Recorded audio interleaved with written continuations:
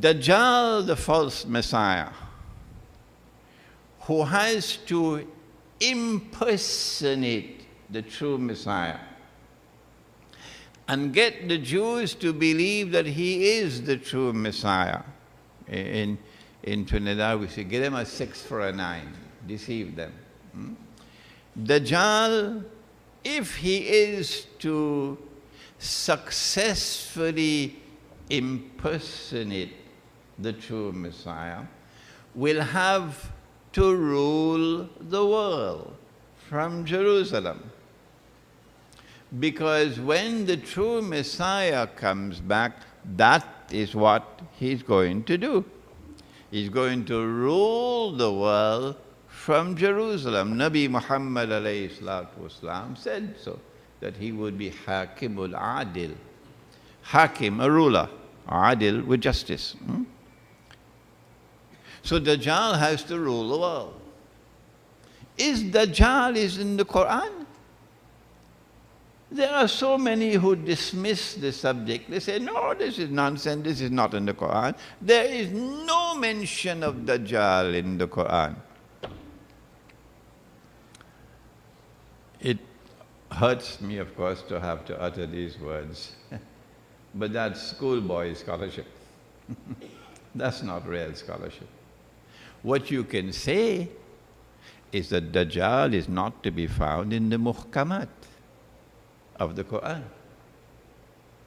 But Dajjal is most certainly to be found in the mutashabihat of the Quran. Now that would be a more sensible statement. Several ayat of the Quran, particularly in Surah Al-Kahf, which are directly linked to Dajjal. Nearly everything which pertains to Dajjal needs to be interpreted, like the mountain of gold, and we'll do that tomorrow, inshallah. The Prophet said, alayhi salatu wasalam, about Dajjal, that when he is released from what? He's on an island. If you've read Jerusalem in the Quran, I wrote that book about how much, 14 years ago? Right? It was published about 13 years ago. If you read that book, you'll see the hadith. That Dajjal was on an island. And he was in chains, okay? His hands were chained to his neck, his feet were chained and so on.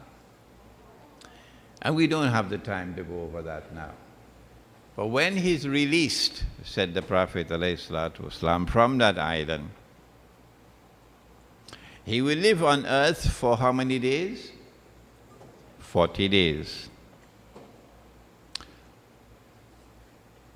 But when the Prophet uses the word 40, be careful. Because someone asked him which is the first masjid which was built. He said the Kaaba. And then they asked him which was the second masjid which was built. They said Masjid al-Aqsa, Jerusalem. And then they asked him how many years were there between the construction of the two? He said 40. What did it do? A couple thousand years.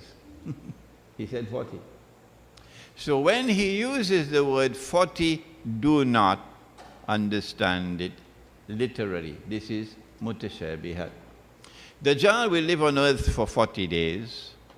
One day which would be like a year, one day which would be like a month, one day which would be like a week. وَسَائِرُ أَيَّامِهِ كَأَيَّامِكُمْ, and then all the rest of his days like your days. My book, Jerusalem and the Quran, was based on this hadith. I came to the conclusion that it was only when Dajjal was in a day which is like our day, only then would we be able to see him. Because he's in our world of space and time. Prior to that, he's here on earth. But we can't see him. Are there angels in this room? Answer me. Yes, there are. Each one of us have two angels. Can we see them? No. Are there jinn in this room? Yes. Can we see them? No. So too with Dajjal. In his day like a year, in his day like a month, in his day like a week, he's here, but we cannot see him. Only when his day is like our day, at the end of his life, then we will see him. And the Prophet said he will be a Jew. He will be a young man. He'll be powerfully built. And he'd have the curls that the Orthodox Jews have. And from Jerusalem, he'll declare, I am Al-Masih, the Messiah. And they will accept him. They'll accept him. But before that, he's here on earth, but we cannot see him. I came to the conclusion that he had to pass through 3 stages of his mission before he would appear in person. And in stage 1, what he did was to build and create a ruling state in the world, namely Britain. Britain. When I was a child, we had to sing God Save the King, in school. You know about that. We had to sing God Save the King every morning before going to class. God Save the King. And then when I was 10 years of age, King George died. And then Elizabeth took over. We had to sing God Save the Queen. So Imran Hussein was singing God Save the Queen. Now I look back at those days, you didn't have nobody to tell us? What nonsense is this? God save the king, God save the queen. Britain became the ruling state in the world. It never happened before in history. And it became known as the age of Pax Britannica. You may have heard the term. Pax Britannica, for the first time in human history, meant that one state had the power to dominate the rest of the world, and no combination of rivals could threaten that power. That was Britain. And tomorrow we will see that when Britain became the ruling state in the world, it was not only on the basis of military power, but also control over money, sterling pound. When we were at school, we had to learn £1 4.80, £2 9.60. He's shaking his head.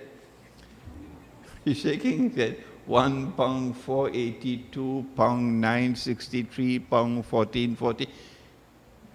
Why? Because the sterling pound was His Majesty, the ruling money in the world. Then I came to the conclusion that when Dajjal moved to stage 2, a day like a month, that the United States now replaced Britain as the ruling state in the world. And the United States did not become the ruling state based only on military power, but also on the basis of control over money. And so the British sterling pound had to give way for the US dollar to replace it. Tomorrow's lecture is going to be fascinating for you on the monetary system. And when Dajjal's day, like a month, is coming to an end, which is where we are now, and a day like a week is about to commence, that the United States is going to give way to a third state, which is going to become the new ruling state in the world. And in the same way that Pax Britannica gave way to Pax Americana, so too will Pax Americana give way to Pax Judaica, and Israel will become the ruling state. This is where we are now. The question, however, is, the United States is so big, and the world has grown so big in these last 100 years. Population is expanding dramatically. How can little Israel rule a big world like this? Not possible. Either Israel has to expand and become big like the United States to rule the world, which is not possible. Why?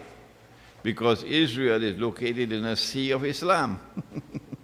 All around is Muslims. Or the second possibility is that the world has to become smaller. Which one will it be? Will Israel expand and become so big, or will the world contract and become smaller? What does the Quran have to say? The verse is in Surah Al-Isra, Surah number 17 of the Quran. And listen to what Allah subhanahu wa ta'ala has to say. This is Ilmu Akhirul Zaman, or the study of the end time. وَإِمْ بَعْدَ أَعُوذُ بِاللَّهِ مِنَ الشَّيْطَانِ الرَّجِيمِ وَإِمْ مِنْ قَرْيَةٍ إِلَّا نَحْنُ مُهْلِكُوهَا قَبْلَ يَوْمِ الْقِيَامَةِ أَوْ مُعَذِّبُوهَا عَذَابًا شَدِيدًا كَانَ ذَلِكَ فِي الْكِتَابِ مَسْطُورًا. And there is not a single town or city that will escape, but we will destroy them all. This is the Quran. This is not Hadith. This is Quran. There is not a single town or city that will escape, but we will destroy them all before Qiyamah. And those which escape destruction will be punished with severe punishment. And this is something inscribed in the book. This verse of the Quran is warning us of great destruction that is to come to the world. There are other verses of the Quran, but we don't have the time to turn to them on the Malhama. And then there are the ahadith which speak very specifically, like that one which says that 99 out of every 100 would be killed.